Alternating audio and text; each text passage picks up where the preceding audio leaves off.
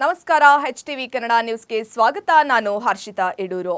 ಕರ್ನಾಟಕ ರಾಜಕೀಯದಲ್ಲಿ ಭಾರಿ ಬೆಳವಣಿಗೆಗಳು ನಡೆಯುತ್ತಿದ್ದು, ಸಿಎಂ ಸ್ಥಾನಕ್ಕೆ ರಾಜೀನಾಮೆ ನೀಡಿರುವ ಸಿದ್ದರಾಮಯ್ಯ ಅವರ ರಾಜೀನಾಮೆಯನ್ನ ರಾಜ್ಯಪಾಲರು ಅಂಗೀಕರಿಸಿದ್ದಾರೆ. ಹೊಸ ಮುಖ್ಯಮಂತ್ರಿ ಪ್ರಮಾಣ ವಚನ ಸ್ವೀಕರಿಸುವವರೆಗೂ ಸಿದ್ದರಾಮಯ್ಯ ಹಂಗಾಮಿ ಸಿಎಂ ಆಗಿ ಮುಂದುವರಿಯಲಿದ್ದಾರೆ.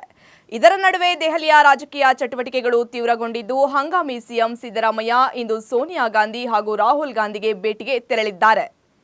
2 ಬಾರಿ ಮುಖ್ಯಮಂತ್ರಿಯಾಗಲು ಅವಕಾಶ ನೀಡಿದ್ದಕ್ಕಾಗಿ ಧನ್ಯವಾದ ತಿಳಿಸುವ ಸಾಧ್ಯತೆಯೂ ಕೂಡ ಇದೆ. ಇನ್ನೊಂದೆಡೆ ರಾಹುಲ್ ಗಾಂಧಿ ಜೊತೆ ನಡೆಯಲಿರುವ ಸಭೆಯಲ್ಲಿ ಮುಂದಿನ ಸರ್ಕಾರದ ಸಂಪುಟ ರಚನೆ ಬಗ್ಗೆ ಮಹತ್ವದ ಚರ್ಚೆ ನಡೆಯುವ ಸಾಧ್ಯತೆ ಇದೆ. ಈ ನಡುವೆ ಸಿದ್ದರಾಮಯ್ಯ ಹಾಗೂ ಡಿಕೆ ಶಿವಕುಮಾರ್ ಪ್ರತ್ಯೇಕ ಪಟ್ಟಿಗಳೊಂದಿಗೆ ಹೈಕಮಾಂಡ್ ಭೇಟಿಗೆ ತೆರಳಿದ್ದಾರೆ ಎಂಬ ಮಾಹಿತಿ ಲಭ್ಯವಾಗಿದೆ. ಮುಂದಿನ ಸರ್ಕಾರದಲ್ಲಿ ಡಿಸಿಎಂ ಹುದ್ದೆಗೆ ಯಾರು ಎನ್ನುವ ಚರ್ಚೆ ಜೋರಾಗಿದ್ದು, ಡಿಸಿಎಂ ರೇಸ್ನಲ್ಲಿ doctor G Parameshwar, M B Patil ಹಾಗೂ ಯುಟಿ ಖಾದರ್ ಹೆಸರುಗಳು ಕೇಳಿಬರುತ್ತಿವೆ.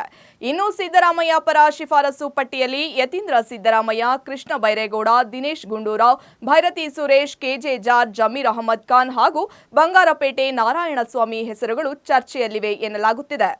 ಒಟ್ಟಾರೆ ದೆಹಲಿಯ ಹೈಕಮಾಂಡ್ ಸಭೆಗಳು ಕರ್ನಾಟಕ ರಾಜಕೀಯದ ಮುಂದಿನ ದಿಕ್ಕು ನಿರ್ಧರಿಸುವ ಸಾಧ್ಯತೆ ಇದ್ದು, ಮುಂದಿನ ಮುಖ್ಯಮಂತ್ರಿ ಯಾರು, ಸಂಪುಟದಲ್ಲಿ ಯಾರಿಗೆ ಸ್ಥಾನ ಎನ್ನುವ ಕುತೂಹಲ ಹೆಚ್ಚಾಗಿದೆ.